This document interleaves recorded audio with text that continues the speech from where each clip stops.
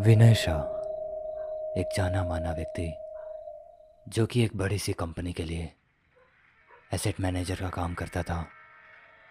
उसी कंपनी ने विनय को एक शानदार सा घर दिया था जिसे पाकर विनय बहुत खुश था। मगर उसे क्या पता था, ये खुशी, ये 2 पल की खुशी इस प्रकार से गायब हो जाएगी जैसे रात के आखिरी पहर में दिया फड़फड़ाकर बुझ जाता है। बे, इस समय कौन आ गया?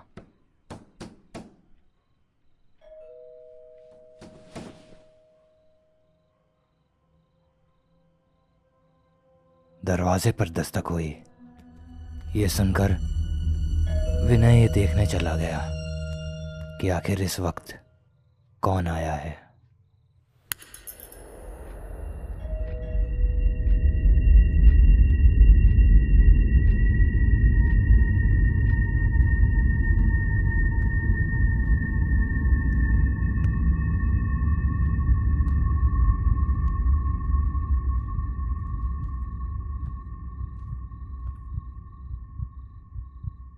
कौन है?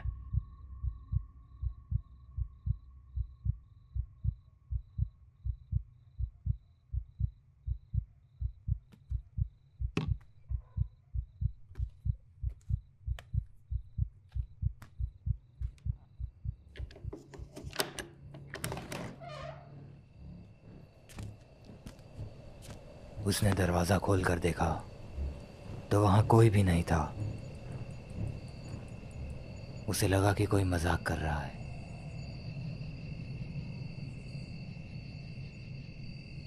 इसलिए वो नीचे उतर कर देखने लगा कि आखिर कौन है।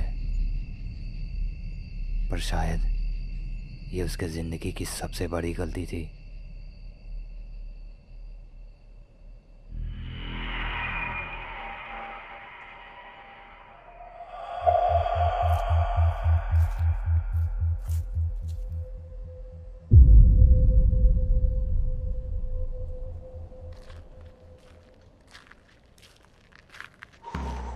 कौन हो तुम?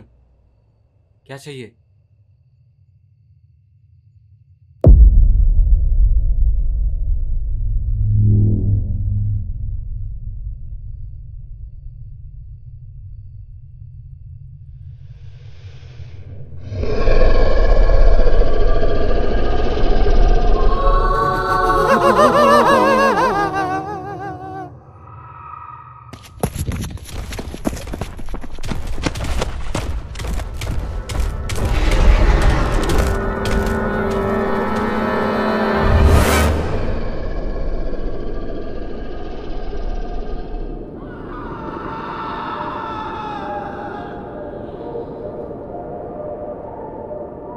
उस रात विनय के साथ जो हुआ वो महज एक रहस्य बन के रह गया, क्योंकि किसी को भी पता नहीं चला कि आखिर विनय के साथ क्या हुआ।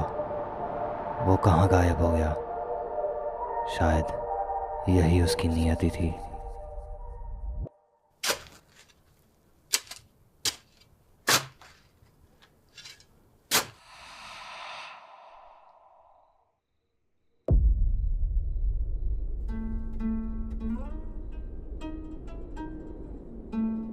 हाँ हाँ, एक दिन के लिए तो आ ही सकती है तू। बहुत सुंदर घर है यार। पता नहीं इतना कम रेंट कैसे है इसका। इतना शांत एरिया है कि मैं क्या बताऊँ तुझे।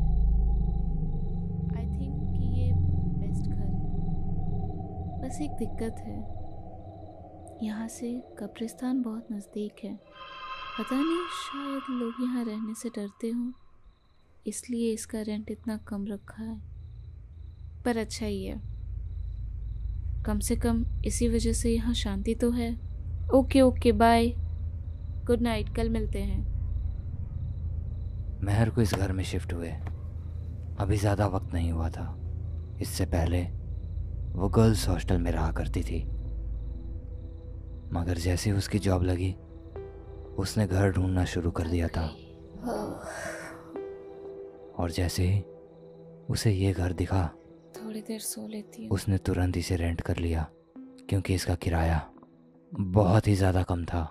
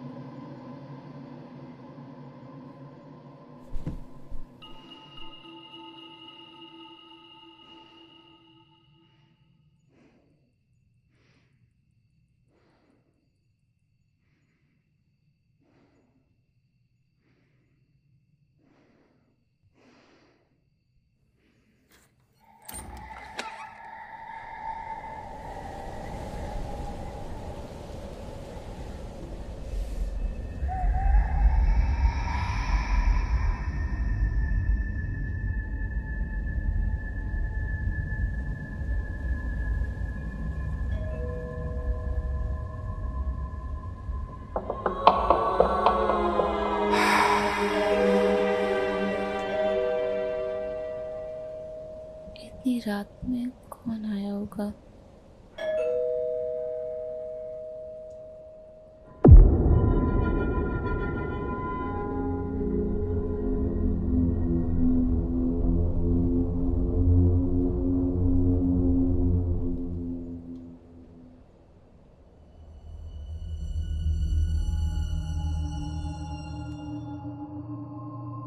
महर को ये समझ नहीं आ रहा था कि आखिर ये विंडो कैसे खुला।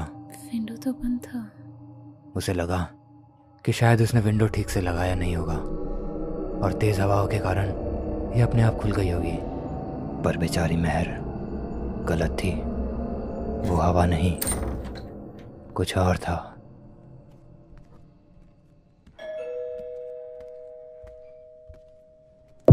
दरवाजे पर बार बार कोई बेल बजा रहा था, ये देखने के लिए कि आखिर कौन है।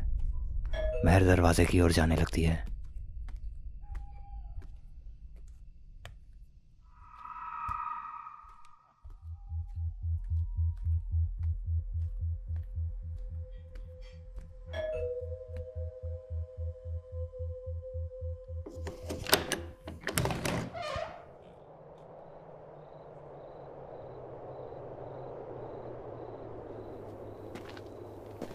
मैं तो भूल ही गई थी कि मैंने पिज़्ज़ा ऑर्डर किया था।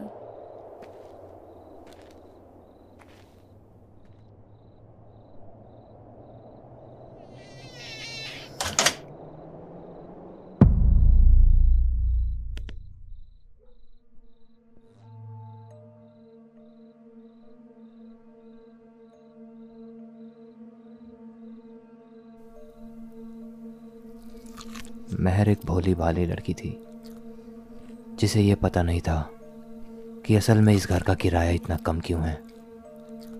सच्चाई तो ये थी कि जिस कंपनी ने इस घर को बनाया था उसने पुराने कब्रिस्तान की ज़मीन खरीद ली थी और वहीं इस घर को बना दिया था।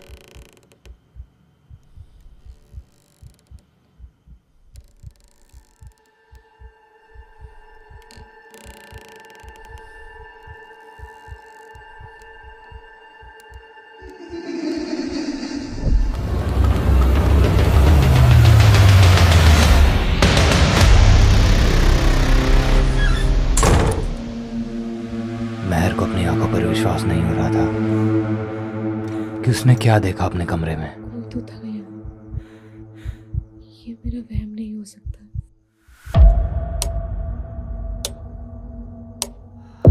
मुझे पुलिस को कॉल करना चाहिए। ओह शिट, मेरा फोन तो अंदर ही है। जल्दीबाजी में महर ने अपना फोन कमरे में ही छोड़ दिया था। महर को अब भी अपनी आंखों पर विश्वास नहीं हो रहा था, इसीलिए वो वापस दरवाजे पर गई।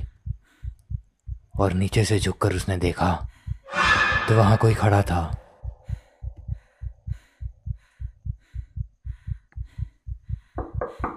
तभी दरवाजे पर ठोकने की आवाज आने लगी।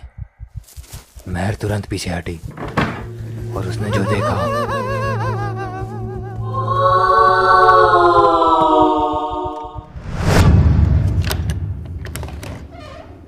महर इतना डर गई थी कि उसे कुछ समझ में नहीं आ रहा था। वो तुरंत घर के बाहर भागी मगर वो गिर गई।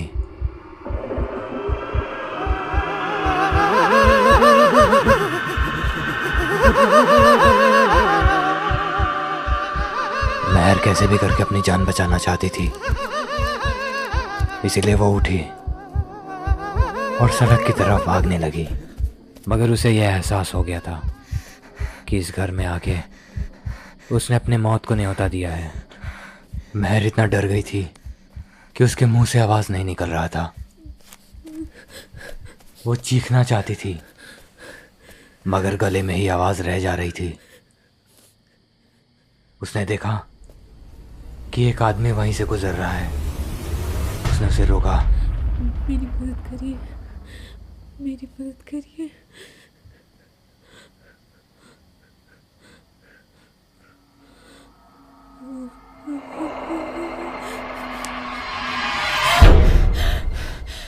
डर के मारे महर की सांसें फूल रही थी। उसे कुछ नहीं समझ में आ रहा था कि वो कहाँ जाए। वो अंदर जंगल की ओर जाने लगती है।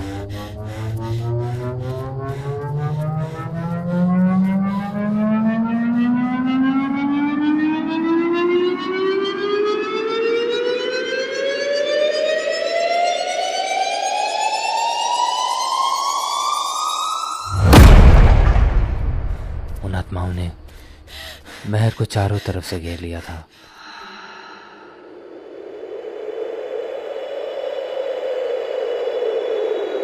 महर भागते भागते उस कब्रिस्तान के पास पहुंच जाती है।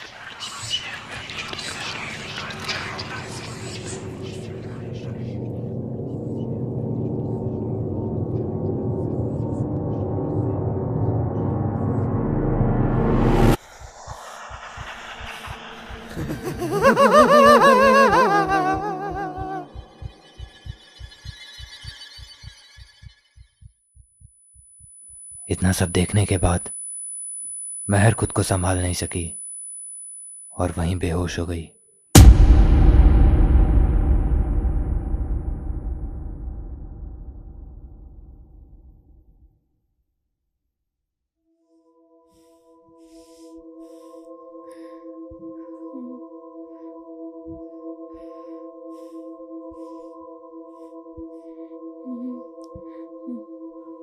जब महर को होश आया तो उसने देखा कि उसके पूरे बदन पे मिट्टी लगी हुई है और वो किसी बंद डिब्बे में कैद है।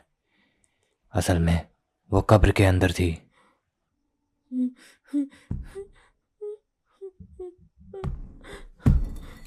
खोलो इसे, खोलो, कोई है यहाँ, खोलो इसे। वो वहां से निकलने की बहुत कोशिश कर रही थी मगर सारी कोशिशें नाकाम रही और महर भी दुनिया के लिए विनय की ही तरह गुमशुदा हो गई।